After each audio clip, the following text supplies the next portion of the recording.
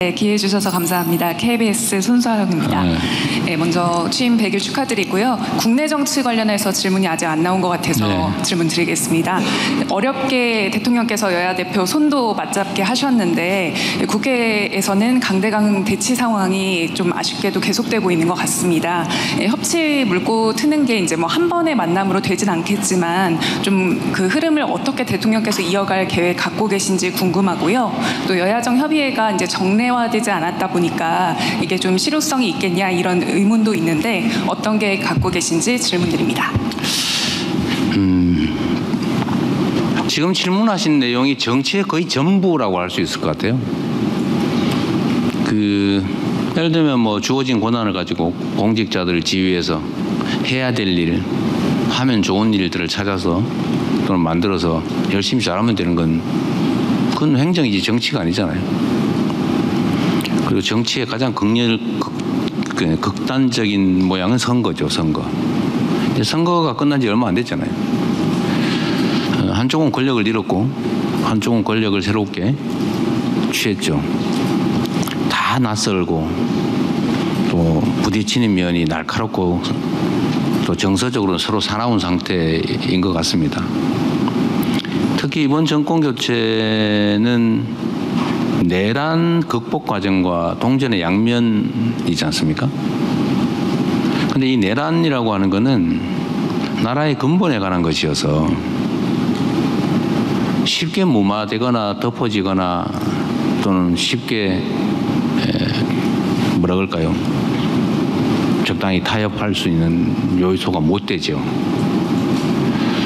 그래서 국회에서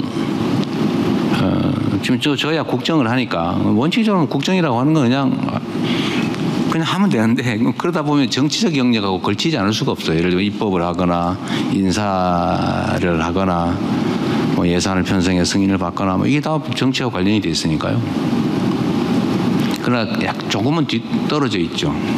제 입장에서는 말씀드렸지만 결과를 잘 내야 된다. 현실적 성과를 만들어야 된다. 일종의 강박관념 같은 걸 가지고 있고 지금 이 순간에 뭐 인기 아니면 지지, 비난, 비판 이거 별로 안 중요하다고 생각해요. 기분은 나쁘죠. 뭐 지지율 뭐 여론조사 통계 뭐 떨어진 거 나오면 솔직히 신경 쓰여요. 그러나 연연하지 말자. 이건 표면의 물결이다. 이렇게 생각하면서 좀 스스로를 다독거리죠. 대통령은 민주당 출신이긴 하지만 대한민국 주권자를 대표하는 거고 대한민국 주권자는 파란색 좋아하는 사람도 있고 빨간색 좋아하는 사람도 있고 회색 좋아하는 사람도 있고 다 싫어하는 사람도 있고 그러잖아요. 그들이 다 대한민국 주권자니까 저는 모두를 대표해야 된다라고 생각해요. 쉽지는 않지만 그러면 저는 여야가 좀 상식에 부합하는 합리적 결론에 이르면 좋겠다. 그리고 그 과정도 합리적 경쟁을 하면 좋겠다. 잘하기 경쟁. 누가 더 잘하나? 누가 국민들에게 더 인기를 얻나? 누가 국민들의 삶을 더 많이 개선하고 그래서 누가 더 국민들에게 더 지지받나? 이런 경쟁을 하면 좋겠는데 안타깝게도 현실은 반대죠. 누가 더 상대를 더 압박하나? 이게 남아있는 것 같습니다. 그래서 저는 장동혁 대표를 만났는데 그때도 표현했지만 생각보다 유연하시네 그 생각이 들었어요. 대화가 되겠는데 그래서 되게 즐거웠는데 여의도 가니까 또 아닌 것 같아요.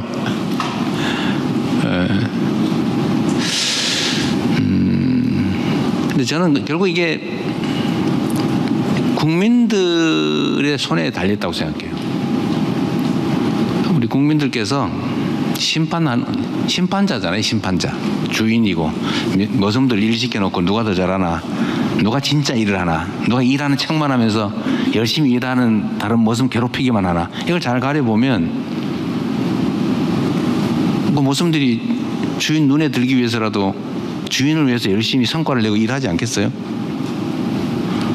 근데 주인들이 편을 갈라가지고 쟤는 일을 못하지만 내가 좋아하는 애니까 나하고 고향 같으니까 이러고서 막 한다고 생각하면 모성들이 일을 하기보다는 편을 짜겠죠.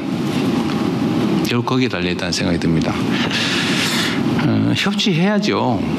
협치라고 하는 게 야합하고는 달라요. 적당히 당신은 이런 주장을 했으니까 이쪽 주장이고 딱 중간 딱 잘라서 당신 반, 이쪽 반 이렇게 할 수는 없는 거죠. 제가 과거에도 그런 얘기를 들었습니다만 자꾸 통합 얘기하면서 봉합하고 구별을 못하길래 아니 도둑 10개 매일 10개씩 훔치던 집단하고 열심히 일하던 집단이 타협을 하는데 그러면 5개만 훔쳐 매일 이렇게 타협할 수는 없잖아요. 그건 타협도 아니고 통합도 아니죠. 도둑질 하지 말아야죠. 같이 살려면. 도둑질은 하지 않는다. 이런 거는 서로 지켜줘야 된다. 이번 내란 사태와 관련해서 오늘도 좀 시끄럽대요. 무슨 내란 특검 연장을 안 하는 조건으로 정부 조직법을 통과시켜주기로 했다고. 근데 그 이재명이 시킨 것 같다 이런 여론이 있더라고요. 나이 협치 타협 막 얘기한 걸 보니까 분명히 이제 하라고 뒤에서 슬쩍 시킨 것 같다 이런 여론이 있어서 그런지 저한테 비난이 엄청 쏟아지고 있어요 지금. 저는 그런 거기 몰랐어요 실제로. 그리고 저는 그렇게 하길 바라지 않는다. 정부 조직법을 고쳐서 정부 조직을 개편하는 거하고 내란의 진실을 규명해서 그야말로 엄정하게 책임을 물어서 다시는 대한민국에서 내란이라고 하는 친위 군사 쿠데타든 그냥 군사 쿠데타든 이런 게 벌어지는 일은 결코 있어서는 안 된다. 라는 이 당위하고 어떻게 맞바꾸냐라는 게 제 생각이에요. 아니 불편하긴 하지만 솔직히 약간 더 효율적으로 일을 하자는 거지 정부 조직 개편 안 한다고 일 못하는 거 아니거든요. 그냥 하면 돼요. 그런데 내란의 진실을 규명해서 철저하게 진상을 규명하고 상하는 책임을 물어서 다시는 못하게 이런 거 꿈도 못 꾸게 만드는 거는 아주 민주공화국의 본질적인 가치 아닙니까? 그거 어떻게 맞바꿔요? 그런 건 타협이 아니죠. 저는 그런 걸 원하지 않습니다. 그런 거는 협치도 아니죠. 그냥 제가 참으면 되죠. 정부 조직법 좀 천천히 하면 되고 패스트 트랙 하면 6개월이면 되잖아요. 6개월 후에 하면 되죠. 한 달 후에 하나 6개월 후에 하나 뭔 차이겠습니까? 그래서 저는 협치라고 하는 게 무조건 그냥 적당하게 그냥 인정하고 봉합하고 그런 거하고는 다르다고 생각해요. 타당한 요구, 주장을 수용한다. 제가 아까 50억 얘기도 했는데 저는 큰 의제도 아닌데 장동혁 대표가 얘기하길래 그때 사실 마음먹었어요.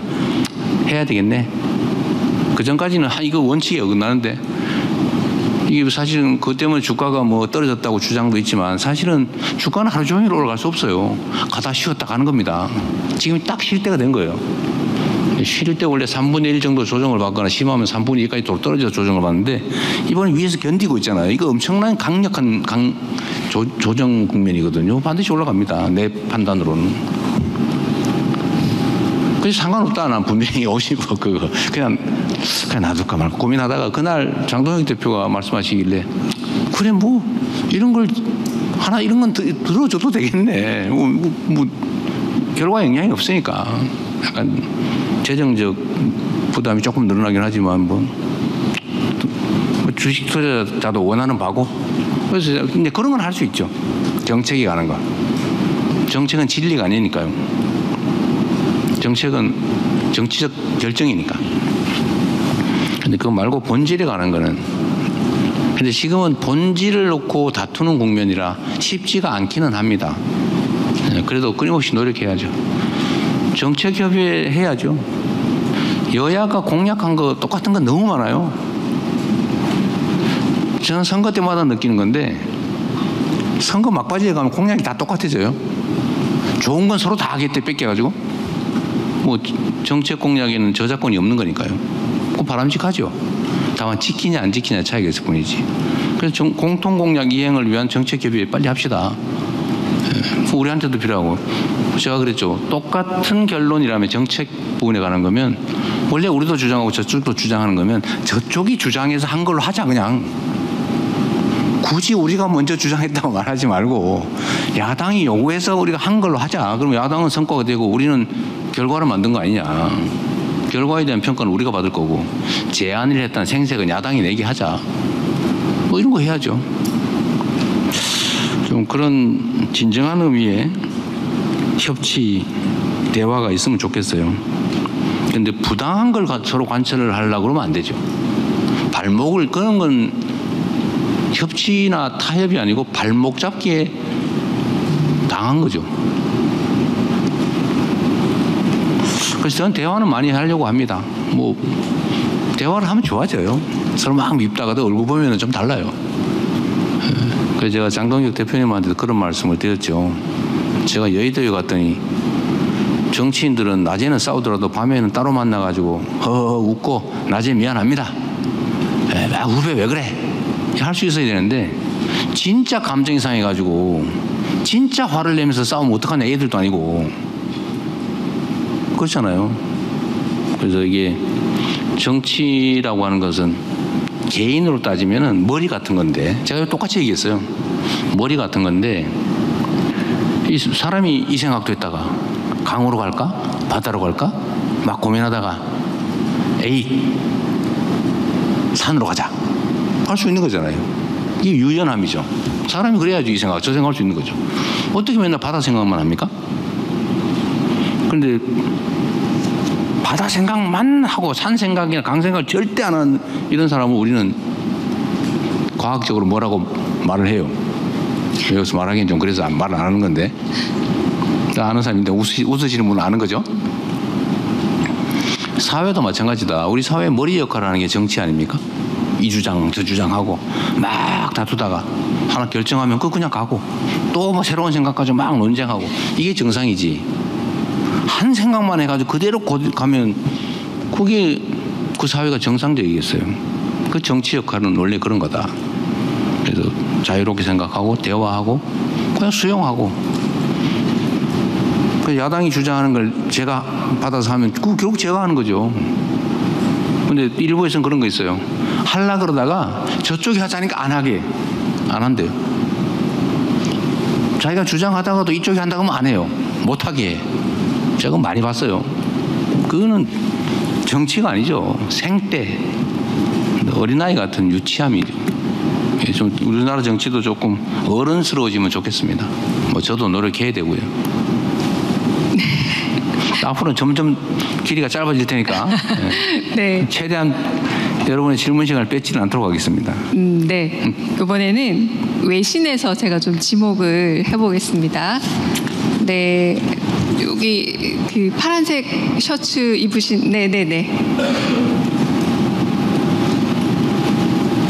제가 프레스 개글이라고 네. 저 미국의 네. 그 백악관 기자회견을 하는 걸 보니까 네. 거기 뭐 지목하는 것도 없고 막 하다가 목소리 큰 사람이 그러대요. 네. 우리는 그렇게 하지 말고. 네.